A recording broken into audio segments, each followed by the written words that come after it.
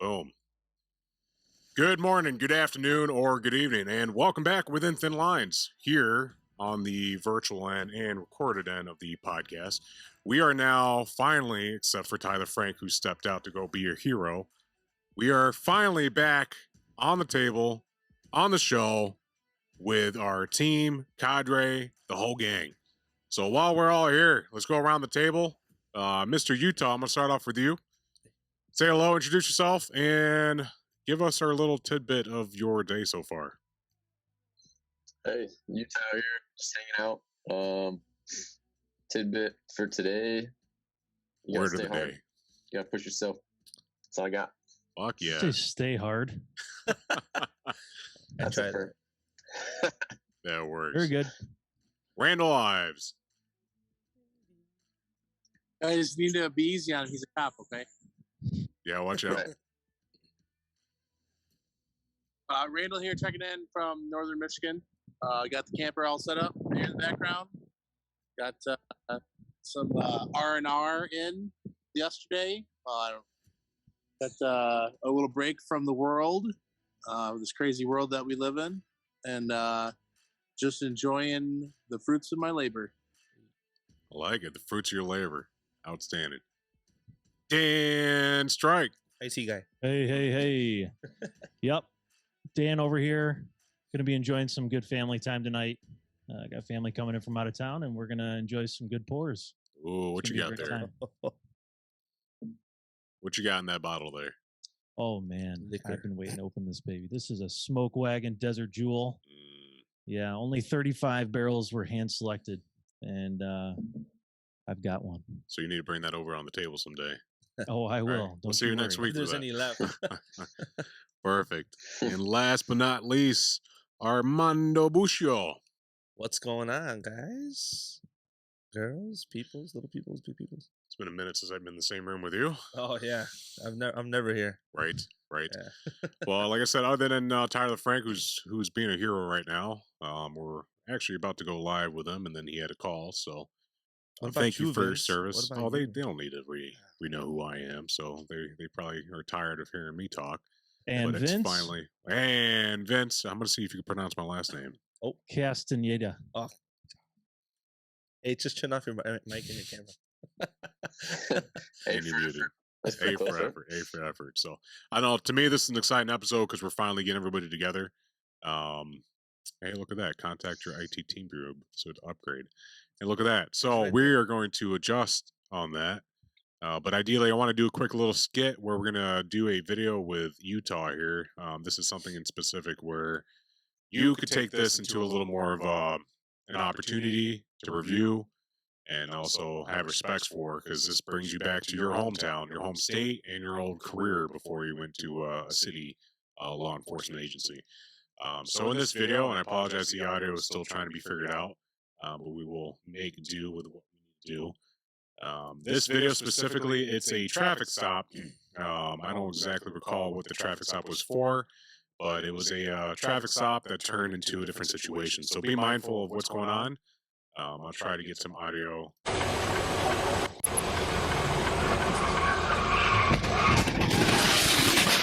Oh, 1050 my location. 436, we have a 1050 rollover, semi blocking both lanes. Expedite fire. Got lane shut down. Get out! Get out!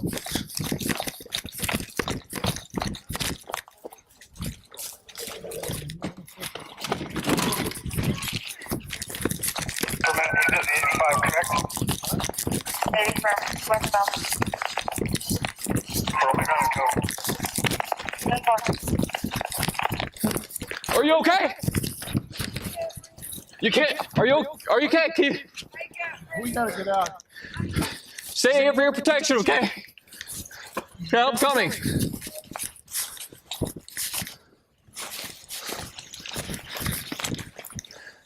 Twelve 436. Got one vehicle, two occupants, 1085 Bravo Charlie. Pause there real quick. And then we'll kind of talk about what we could learn and possibly backseat quarterback. And again, just to recap, when we're talking about backseat quarterback, we're not judging, or we're not judging, we're not criticizing. Our intention here for these kind of videos is take every opportunity we come across and make it into training opportunity. So what could we have done differently? What could the agencies do differently? What is the take-home conversation out of these videos? This specific is a proud video. I think we are going to be sending up a care package to this trooper for his job well done. But so far, what can you guys tell me about what was seen and how you guys reflect on the occurrence? Let's start off with Utah, since this is something that hits home for you. What is something you noticed right off the bat that you could kind of take home? Yeah, for sure. You know, it takes me back because as a trooper, you know, a lot of times you are by yourself out there, and it's always evolving. You never know what's gonna happen. You know, you try and plan the best you can, but like this trooper here, it looks like you said, he made a traffic stop on the semi, and all of a sudden his day is going a different direction. I think the big takeaway for me is that you have to be able to switch roles really fluidly, especially as law enforcement, because you go from, you know, he's doing his law enforcement duties of making a traffic stop for whatever reason, and now his role is, you know, patient care, making sure the scene is safe for these guys. So you got to be fluid with that. That was my big takeaway. 100%. Randy. Looked like a small MCI from the picture that I was able to see. But it was awesome that he was cruising around and seeing what needed to be done and getting the proper people moving in the right direction. It can be difficult when you're the first on, especially for EMS, because you want to just start saving everybody. But you really need to go into a triage role and really got to get what resources you got coming to you, even before a formal incident command system can get set up. So I think you did a good job. Absolutely. Absolutely. Dan. Yeah. I think he's, for that situation, for what it is, he's maintaining a level head and he's got a plan going. I kind of see it. And I'm looking forward to see what he's got going next. But I think it was really interesting to hear what Utah had to say, just right. Like, it probably isn't abnormal to be out on your own like that as a trooper, right?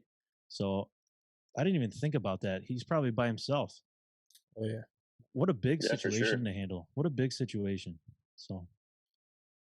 Absolutely. And on that note, like Randy was saying, sometimes being there first, you know, feels like an eternity. And, you know, everyone's going as fast as they can to get to you, but, and, you know, at the same time, you're there and it's just you.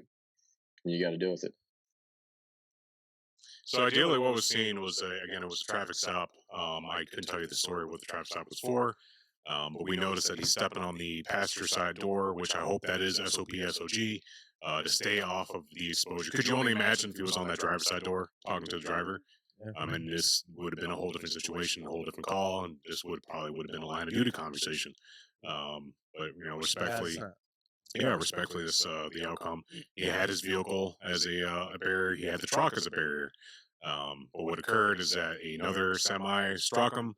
And, you know, we'll see the destruction of his vehicle. He went out, got a fire extinguisher right off the bat from his vehicle, and came running to the one of the vehicles that were involved, in which they said he couldn't breathe. He was able to delegate, hey, go ahead and talk to each other, keep each other maintained.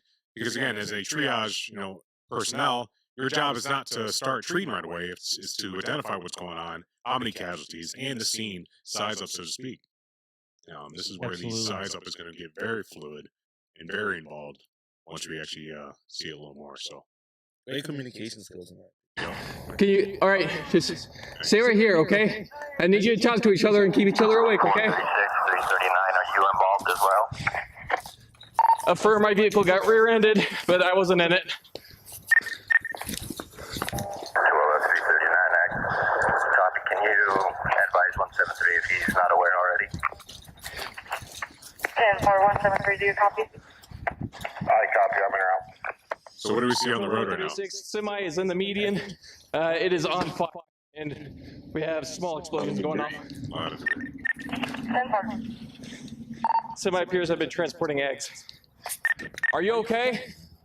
557. You're okay? Is there anybody else inside the vehicle? No. Okay. Why don't you come over here? Come across the road, okay?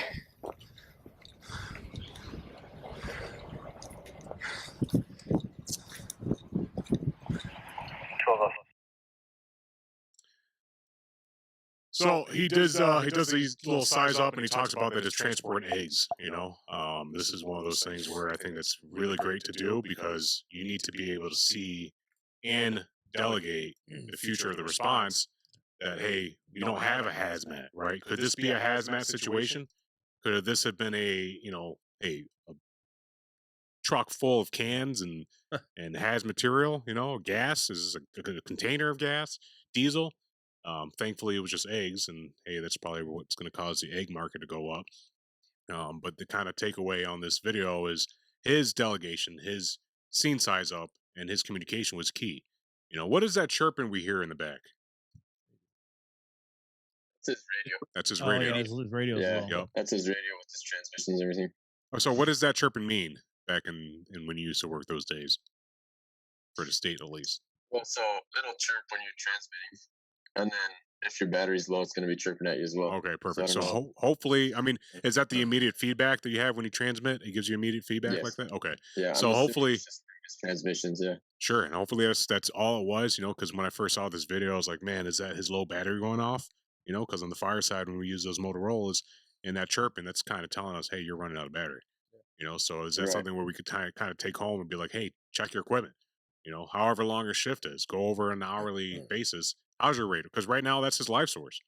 You know, nobody knows you're struggling until you communicate to dispatch, hey, you're in a situation. So you got to kind of take that for a respectable training opportunity. I actually So- never hear those Do ya? chirping because I just make sure my shit's charged. Oh, of course, of course. Not everyone's as badass as you, Randy. So, but that's kind of the video we're kind of picking apart and kind of seeing what we'd have done differently. Is there anything straight off the bat, Mr. Utah, that you would have done differently or possibly have suggested to do differently? I mean, I thought he did a really good job overall. You know, like we were saying, it was so unexpected, and for what it was, you know, he triaged, he got out, made sure that everyone involved was accounted for at least. He did a good job with not getting distracted by, you know, I have these people stuck in this car. You know, that is an issue, but overall, his job at that time. Working on some of the technical difficulties or the setup for having the plethora of our cadre here virtually. So it's one of the another turnpikes that we're going to be following through to make sure we get the best route possible. So we're using a lot of different dynamics. But as we were saying, you know, like kind of watching that video, and I hope this wasn't too rushed, but, you know, starting with Utah, you kind of mentioned what you would have done differently or have taken away from this. But realistically, it was a kudos to him for having that, you know, conversation or having that communication with dispatch, immediately checking in with the casualties that were there, and I think Utah, before you got cut off, you were kind of talking about getting tunnel vision, you know, not just focusing on those casualties, but more in specific, what would be your initial response on a situation like this, and not to mention the stress that you're going to be going through. Like, holy cow, like I almost died. You know what I mean? How do you get over that barrier and just start doing your job? Right. And that, you know, I did have another thought of, you know, this one was, you know, a nice traffic stop. It looked like he had a compliant driver of the semi and everything, but, you know, this could happen on maybe a traffic stop that's going sideways as well. And maybe you have bad guys in the vehicle and you still have to deal with that, you know? Right. You can't just be, like we were saying, with the tunnel vision, you can't zone in on something else that could maybe get you hurt now. 100%. 100%. How about you, Mr. Strike? What's your takeaway on this? I was going to ask you. I mean, we didn't really get to look too much into the patients, but what are we labeling these patients right now as far as triage color? Sure, 100%. So what is the program that we have for triage on the medical side? What's it called? Like, what's the algorithm or the ideology about triage? You guys remember?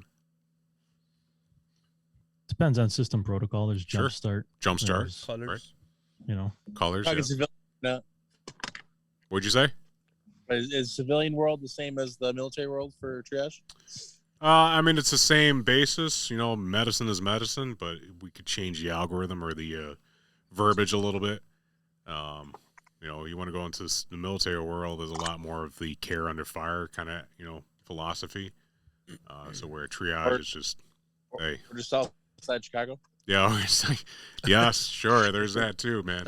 There's that too. Triage every day. Yeah, triage every day. But if you look at these casualties, I mean, our first two that he comes up to, they're entrapped in the car, right? One says they can't breathe. So what is something that could cause us not to breathe? Let's say we don't have any facial trauma or anything like that. What is immediately that, any kind of person, if you guys have airbags deploy on you, all right, you're going to be immediately starting to cough. Okay, easier than that. Have either of you all exposed to or been exposed to an airbag deployment? No, thank God. No. Randy? Just the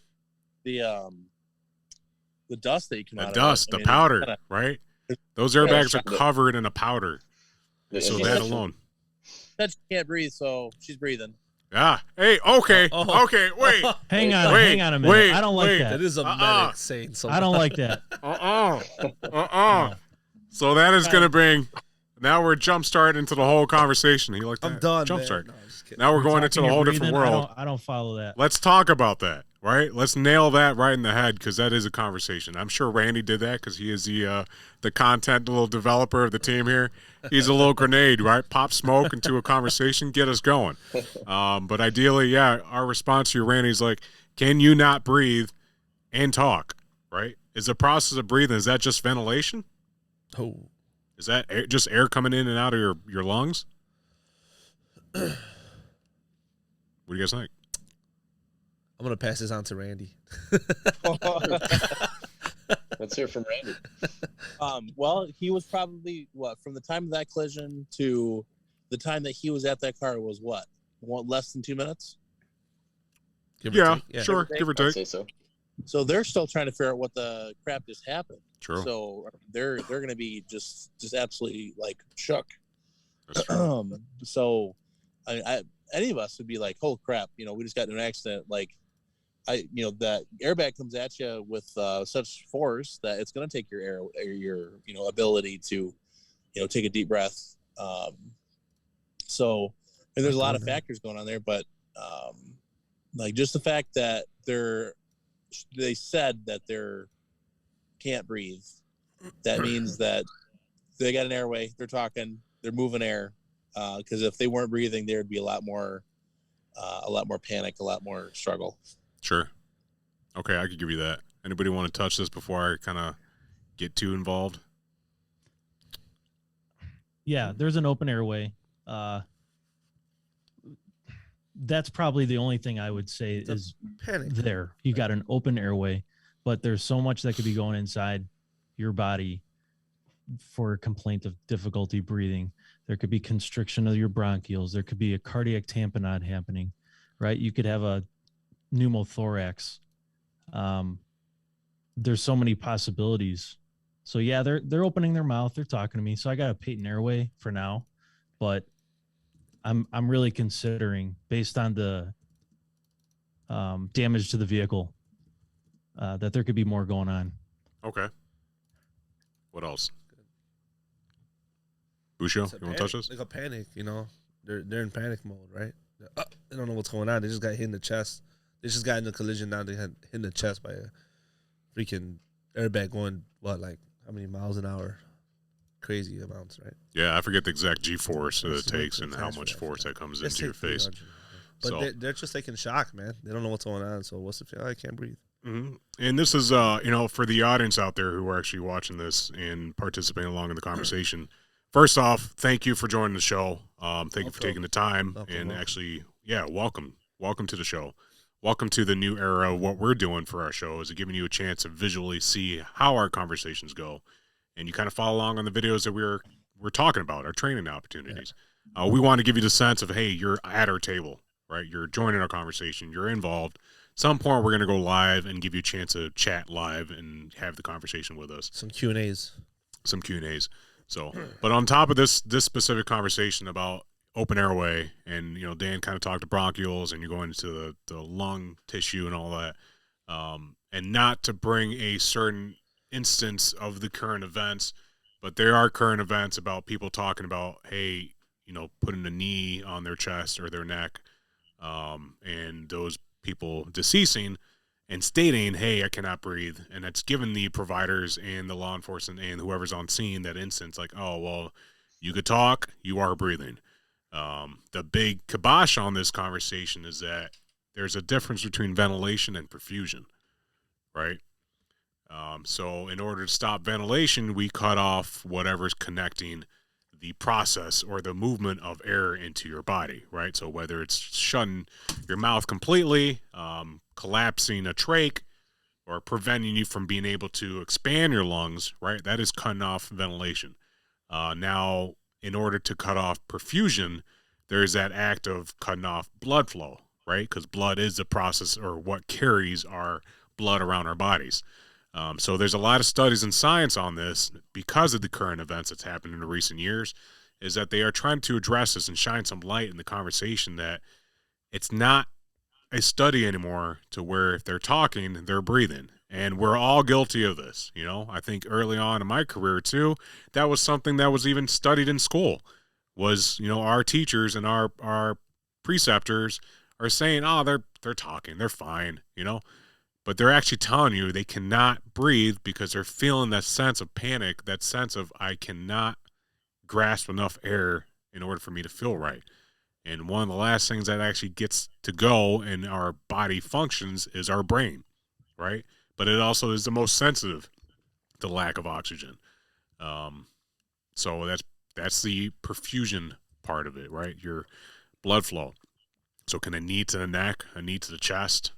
Are you putting pressure on that vena cava, whatever it is, So I'm glad that Randy brought that up, because that is a conversation that needs to be addressed, and we're kind of touching the brisk of that threshold that we don't want to pop through because of the outcomes of the conversations and how society right now is addressing it and how they're reacting to this.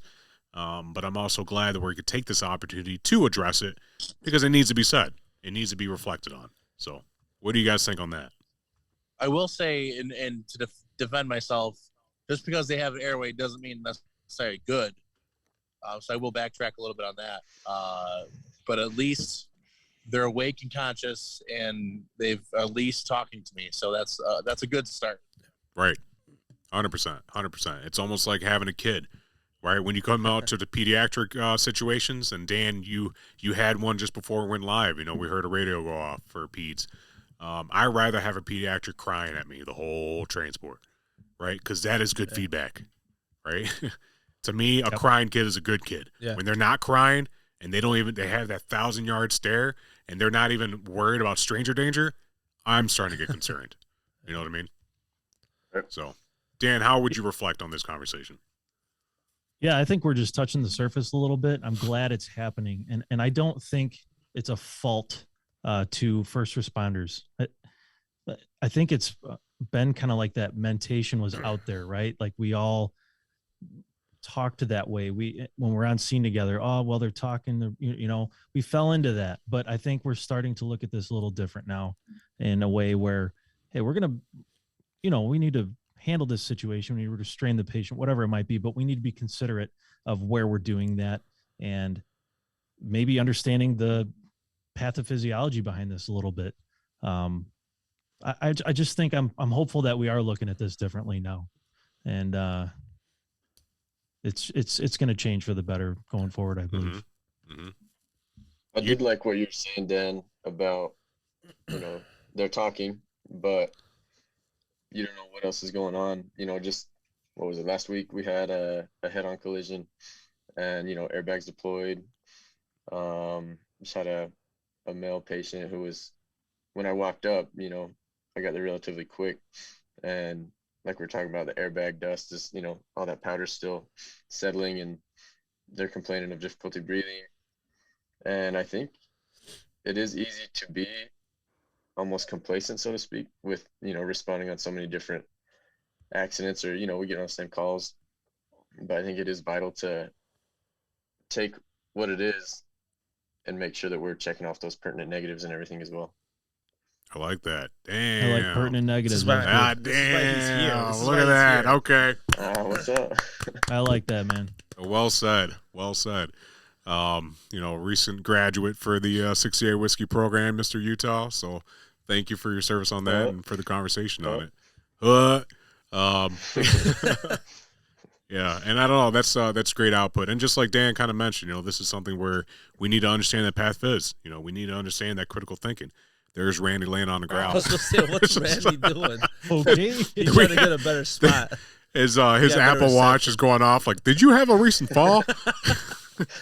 Randy, can you breathe? Are you good? I've been AFib, guys. I need help. Well, just There because we he's go. talking doesn't mean he's. There you go. There it is. I like it. Now we're thinking critical. But yeah, realistically, it's we gotta have that critical. And Utah, you kind of mentioned it. It was like you want to you don't want to be complacent, but it's almost like you want to be partially complacent, right? Just tactfully complacent. And the reason behind that is because if this officer was a paramedic, the video we just saw, and as paramedics and providers, Maybe he is. we're going into the whole critical thinking, right? What if he stopped for a second and actually start thinking about this patient? He had to, hey, I can't breathe. Now his brain's going off like, why not? What's the pertinent negatives? How can I start solving this? If he start going into that route, now he's negating the rest of the scene. Yeah. So it's almost like you've got to find a way to prevent that tunnel vision by becoming tactfully complacent.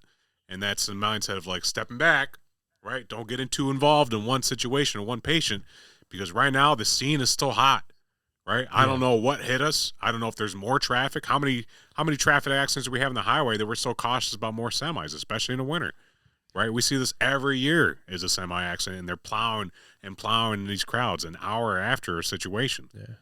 So it's that mindset. You got to step back and you got to look at the overall situation, identify what is in that semi. Are we going to be starting to take in fumes, right? Are this whole thing going to engulf? So Hey, Utah. That is important to step back, Vince. I agree. Just to paint a picture for paramedics and even police, when you get in that situation and you get in a vehicle accident with multiple vehicles, you have to slow down. You got to walk to each vehicle and take a look inside of each vehicle, and then paint your picture after that, like after you've looked at everybody. Because you're going to look in one vehicle and some patient's unconscious, heavily bleeding from the face. Right? You're getting amped up from that, but you need to move on and see what else you got. Just take a step back and be tactful about it, because you can't just stop at that one guy. Paint that picture, direct your whatever resources you need from there, and then determine who's most critical after all that. I think that trooper did an amazing job, and correct me if I'm wrong, Utah, but he did a lot. He did almost everything he needed to do within the span of like what? He did 3 minutes there. He told them to get out of the vehicle, right? For their safety. He went to go get a fire extinguisher just in case he needed to stop something that was on fire. He checked the area, and then he went to go check on every patient that he had. And his radio communication was just amazing. 100%. Yeah. I mean, what else can No, he you? really What did else? Everything he needed to do. Yeah, I mean, what else? What else do you think? I mean, we wanted your perspective because you're a trooper. How did that work? No, I really, honestly, I agree. I think, he went through everything. And the other highlight that I got from him was, as, law enforcement and EMS, public safety, we're always, meant to be professional. And Right. despite that, that he was feeling, the effects of adrenaline and getting amped up with that crash happening from him. He's still talking professionally to the patients. I don't know. He did a phenomenal job. Yeah, you could hear it in his voice, but he never stopped. He never just froze. Right. Right, exactly. He just kept going. Right. He was dealing with it for sure. Yeah. I'm going to show you some of the footage and pictures that were taken on scene, just so you can kind of get an idea of exactly what occurred or what the outcome was. So this is I'll try to do a little tactic here. Apologize, we're still figuring out the whole system, but you guys see this okay? Yes. Perfect. Yeah, perfect, I can perfect. So let's go over some of the pictures here. That is obviously from the rear of the semi that was involved. Placement of a fire company. Smoke showing, right? So at some point there were flames. That is the trooper's vehicle. Sheesh. Utah, what was the policy and protocol that you guys had for vehicle placement, for traffic stops? Yeah, I mean, you try and stay back at least to where you can see the vehicle in front of your tires. Right. Just as a safe distance to be able to pull out of there if you need to. Sure. And then on the highway, especially, in the city, you don't really deal as much with this. You don't have to worry about a semi plowing you over as much. But on the highway, you're always meant to cant your wheels, towards the center. So if you do get hit, your vehicle might go away from you. Sure. But depending on the forces, there's only so much that can do. But, 100%. Hey, Utah, what about your placement as you as contacting officer? Where were you coming in? Driver side, passenger side? Oh, yeah. So always passenger side, and that was standard at highways, just because you go on driver's side on the freeway, and you saw that if you go back to the picture, like the whole side of that semi's gone. Yeah. And Right. if you're on that driver's side, you're gone. That's what I'm saying. Yeah. It's only imagine if he made that choice for some reason to be on the driver's side, this would have been a whole nother conversation. See, this guy was Right. like textbook, Right. right? It was like It's textbook work. perfect, and this is why we're taking the time to really talk about this specific video.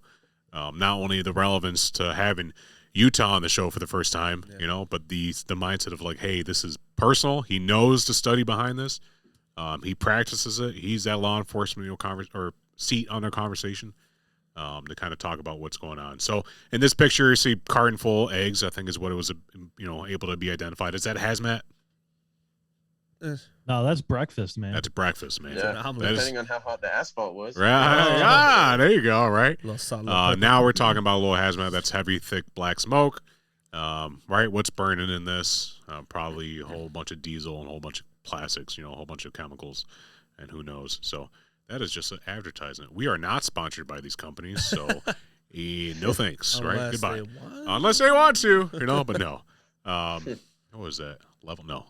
And yeah, so that's kind of our reason here, what we're talking about, and how we could really adapt to the art of conversation is taking the opportunities to talk about these situations. And again, it's not to critique, it's not to offend, it's not to criticize, it's not to whatever choose sides. Is to just like praise. I mean, he did a great job. Yeah, outstanding. And I'm trying to get the little bit of a talk back. Do you know him? Yeah, have you seen this before? I haven't seen this video before. I'm Okay. not sure who it is. Looks like This was in somewhere a little Grantsville, further south Utah. from me. Yeah, Grantsville, Yeah, Utah on I-80. Yeah, so that's a little further south of me, but whoever it was, he did a great job for sure. We're trying to find him, give him a little swag going. I can try and find out though. There you go. Yeah, 100%. That'll be great. If you could, because again, we do have, and the initiative behind these videos is that we want to praise not only our audience members for a success or an achievement they have in their career or starting their career, but also in the videos we talk about to praise them for their training, their due diligence. Even if it's a bad video that we could learn a lot from, and now they're taking it as a training opportunity, they want to use it as an excuse to go train harder, right? If they could learn something from it, to me, that's a win. To us, that's a win. Right. So we're going to be coming up with these care packages. We do have challenge coins that are made. Somebody forgot to bring them to the show today. I was running. Not to mention names. He's right here on your screen for the audience. Where? Right.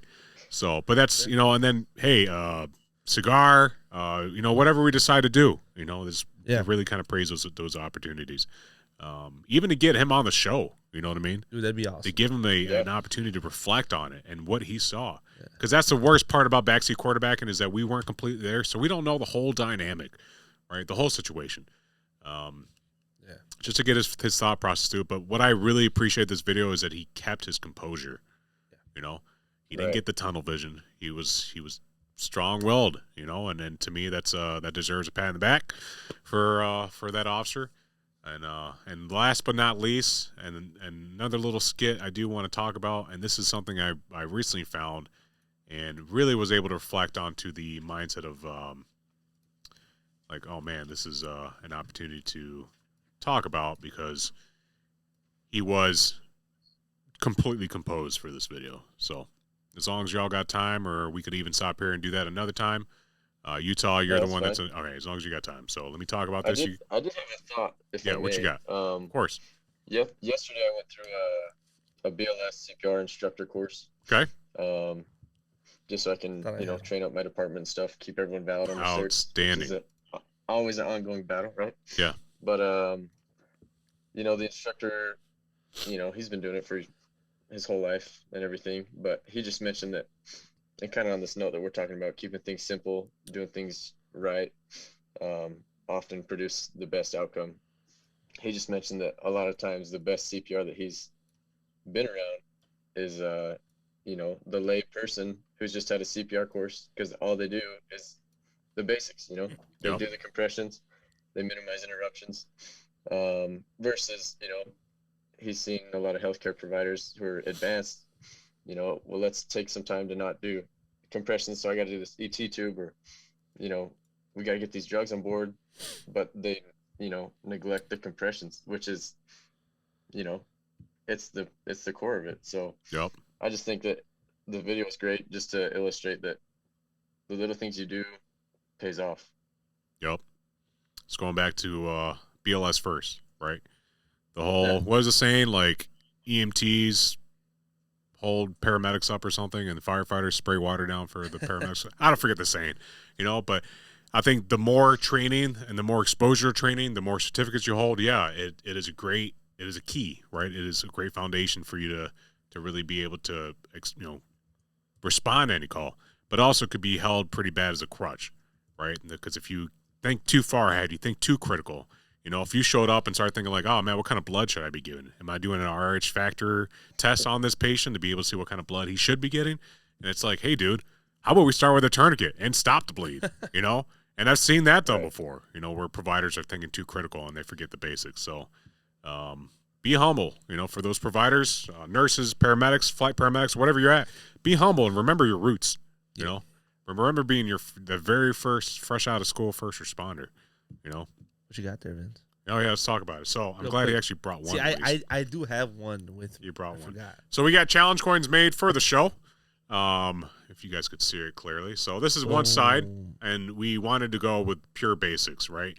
To just think simplicity, think about what the actual word honor means, how you define it, you know, how you could reflect on it. And of course, the other side is going to go more into the specific of the podcast. Hopefully that's not too blurry, but it is the within thin lines logo, and around the edges we have excellence is your responsibility, because it is, and one team, one fight, because that is the philosophy behind this. You know, we don't care if you're a cop, we don't care if you're a firefighter, a paramedic, a nurse, Randy over there trying to fix his trailer hitch. I don't know. A dispatcher, Excellence you know is what I his mean? responsibility. Excellence That's is a what's going responsibility. on. He takes it as an opportunity. That is our philosophy behind here, is that whatever you're doing within the community of the thin line community, you can't blame it on others. You can't really lean on everybody else if you're not really supporting yourself mentally, physically, educationally.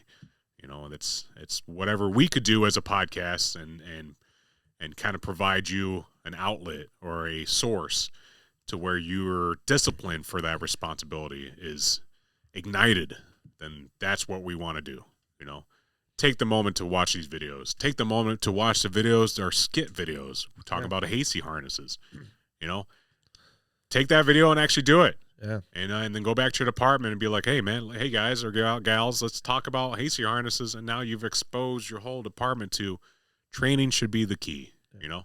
Or if you've done it before, now it's a refresher. Remember that you have to do it. That you have it.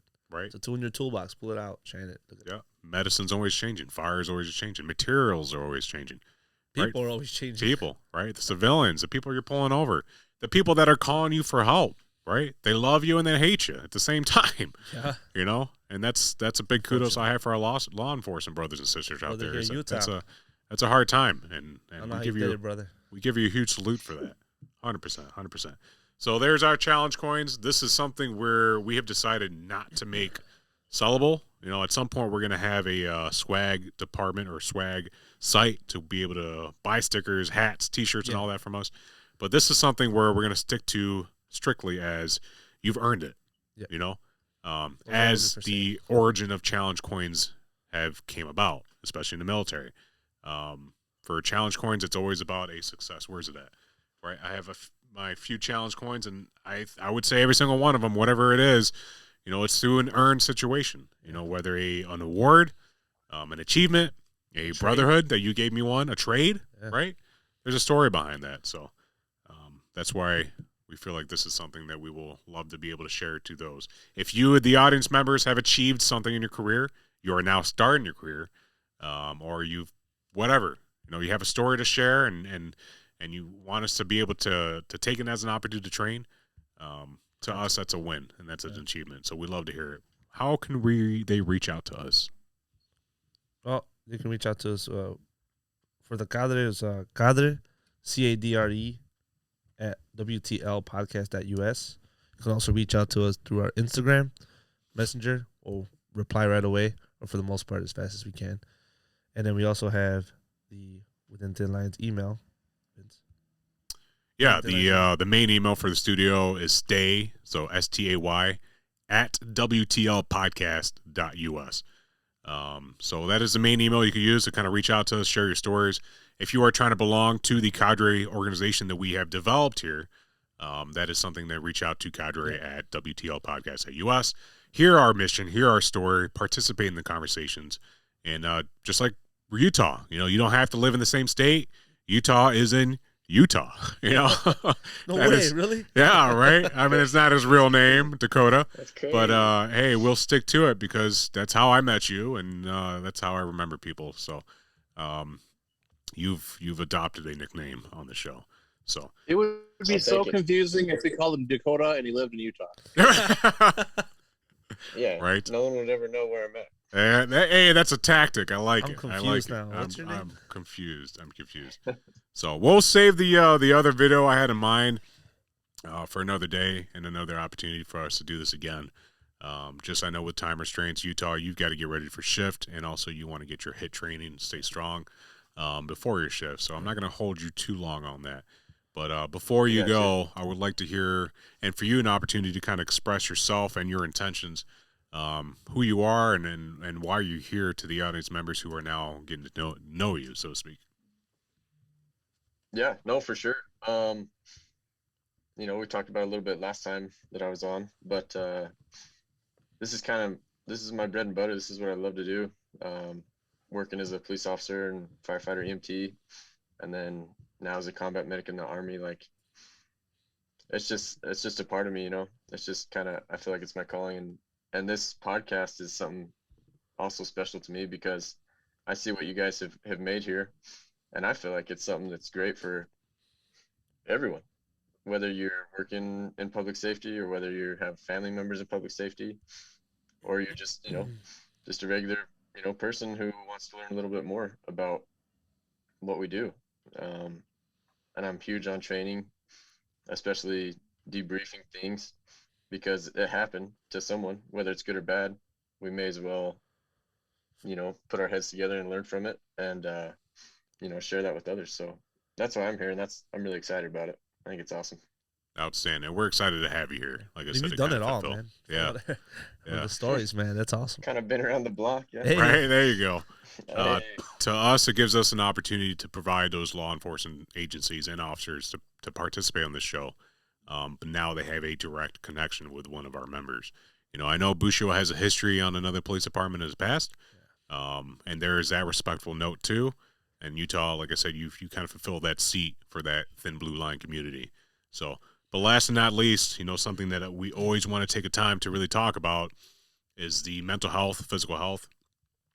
We are going to make it into a mission that whatever we do, we always give in that little snippet, and not to beat the dead horse or talk about the burden, talk about the hard times, talk about the demons you're fighting.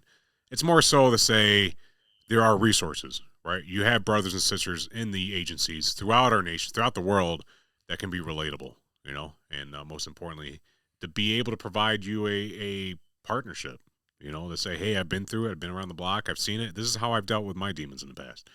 And this is one of the things that we don't need to sit at your table. We don't need to sit at any table, but we're going to build our own table. And this is the table we built in the presence of your demons, in the presence of your enemies. For us to build that foundation, here's Tyler Frank showing the last minute, right? Hey, there's our He's hero. welcome back from being a hero. I promise you all, he still exists. He's still here in the last 2 seconds of our Just show. missed him. right? We just missed them, but we're gonna make another one shortly here. But in the presence of our enemies, we're gonna build our own table and build a foundation. So thin blue lines, thin red lines, whatever community you belong to, it's the understanding that we have for each other and the respect we have for each other. So if you are struggling with those demons, reach out to us as well at stay@wtlpodcast.us. We are partnered with agencies nationwide to provide you with those resources. But most importantly, we want to hear it from you. We are here for you. We don't have to have an episode with you. It's just a phone call away. It's just an email away. It's just a battle buddy check-in, right, to see how we're doing, to check in with each other. So Whatever you need, we're here. Yep. Closing thoughts. Go around the table. Dan Strike. This was a lot of fun, guys. I'm glad we could get together. And again, welcome, Utah, to the podcast. You bring just a great source of experience and information to this podcast. So happy to have you here, man. Appreciate that. Appreciate it. Randall Ives working on your new trailer. Now we got a place to do the traveling podcast episode. You got a lot of stuff coming up. We got a place to chill out. It's your camper trailer. Perfect. Outstanding. So closing thoughts. Glad you guys are all here. Y'all are adding a lot more to this than the three of us could, and I'm glad that you guys are here, and I'm glad that we're doing this crazy podcast. Who would have thought this would have been what it is now, but 4 years later. So yeah, seriously, awesome, sitting in the backyard with a cigar, talking for 8 hours after a Best Buy run. It's just how it all started, and now we've adapted and have grown. So thank you for the additions on the show. Thanks for having us, brother. Yeah. Tyler Frank, for the guy who's been through it the whole episode.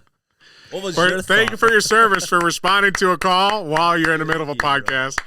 Dedication, motivation, right? Yeah. That's all I got to say about that. I gotta not look at The that. man of many words. That's about it. Yeah. That's about it. It's okay. We'll do more with you shortly. Utah, before you head out. Closing thoughts, remarks. I mean, I'm just glad to be here, be a part of it. Hopefully everyone can take something away from this, and just remember the basics is what's going to keep you alive and keep you going out there. Yeah. Perfect. Armando Buccio. It's always great, man. Conversation's always good. Glad we have Utah today to talk about this video. That was awesome. So yeah, it's just getting better. More things coming, right? For myself, I think I've said it enough. Stay strong mentally, physically, educationally. Keep trained, stay humble. Just like we talk about regularly, is the excellence is your responsibility. Let us help you get there. So from us all, within thin lines, it's been an honor. It's been a pleasure. Welcome to the new show of our podcast. Welcome to the virtual end. Welcome to the start of everything, I guess. Yeah. The start of the beginning. The start of the beginning. Thank you for your time, and we'll see you on the next ones.